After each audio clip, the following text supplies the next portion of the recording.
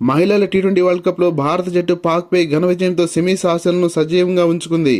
భారత బ్యాటర్స్ కొద్దిగా అలసత్వంగా ఉన్నప్పటికీ బౌలర్లు మాత్రం మెరుగ్గా రాణించారు. అరుంధతి రెడ్డి మ్యాజిక్ బౌలింగ్, రిచా ఘోష్ మెరుపులాంటి క్యాచ్ తో పాక్ కెప్టెన్ పెవిలియన్ పంపించడం, షఫాలి మరియు హర్మన్ ప్రీత్ల సమయోచిత బ్యాటింగ్ ఈ మ్యాచ్ కు హైలైట్ గా నిలిచాయి.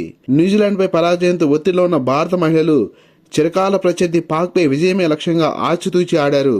టాస్ గెలిచి బ్యాటింగ్ ఎంచుకున్న పాకిస్తాన్ మొదటి మ్యాచ్లో శ్రీలంకపై గెలిచిన స్ఫూర్తితో భారత్తో కూడా ధాటిగా ఆడటానికి ప్రయత్నం చేశారు.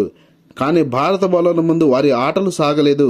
Indian pace bowler Renuka Singh Pak opener Gul ఫెరోజాను మొదటి ఓవర్లోనే అద్భుతమైన బంతితో బౌల్ చేసి బోల్తా కొట్టించింది.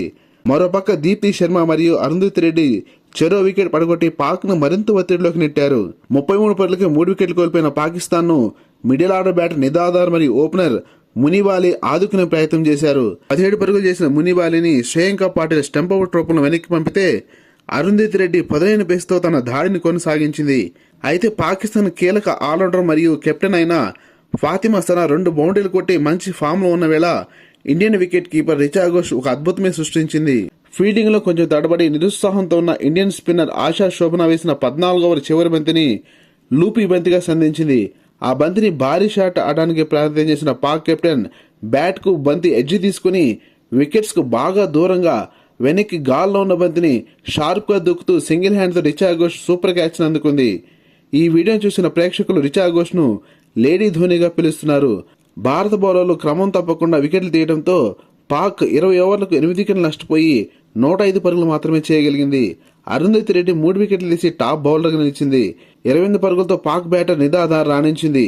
స్వల్ప లక్ష్యమే అయినప్పటికీ భారత మహిళలు అంత దూకుడుగా ఆడలేదు. నెమ్మదిగానే స్కోర్ బోర్డు నడిపించారు. స్మృతి మందన త్వరగా అవుట్ అయినప్పటికీ షఫాలి వర్మ మరియు జమీమా రొడ్రిగ్స్ జాగ్రత్తగా ఆడారు. 35 బంతులు 32 పరుగులు చేసిన షఫాలి ఇన్నింగ్స్ 12 ఓవర్లో పెవిలియన్ చేరింది. 23 పరుగులు చేసిన జమీమా 16 ఓవర్లో కీపర్కు క్యాచ్ ఇచ్చి అవుట్ అవడం, వెంటనే రిచా ఘోష్ డక్అవుట్ అవడంతో పాక్ శిబిరంలో ఆశలు దిగాయి. కానీ 24 బంతుల్లో 29 పరుగులు చేసిన కెప్టెన్ హర్మన్ ప్రీత్ కౌర్ చివరిలో మెడనొప్పితో రిటైర్డ్ హార్ట్ గా వెనుదిరిగినప్పటికీ మ్యాచ్ ను మాత్రం భారత్ నుంచి చేజారకుండా కాపాడుకుంది. 17 ఓవర్లపై చేజ్ చేసి మంచి రన్ రేట్ సాధించాల్సిన భారత్ మ్యాచ్ ని 19వ ఓవర్ వరకు తీసుకువెళ్లారు. 18.5 ఓవర్లో 4 వికెట్లు కోల్పోయి లక్ష్యాన్ని అందుకున్న భారత్ పాక్ పై 6 వికెట్ల తేడాతో విజయాన్ని సొంతం చేసుకుంది.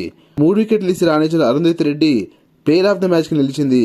లేటెస్ట్ క్రికెట్ అప్డేట్స్ కోసం ఈ వీడియోని లైక్ చేసి ఛానల్ సబ్స్క్రైబ్ చేస్తానని ఆశిస్తున్నాం. Thank you for watching.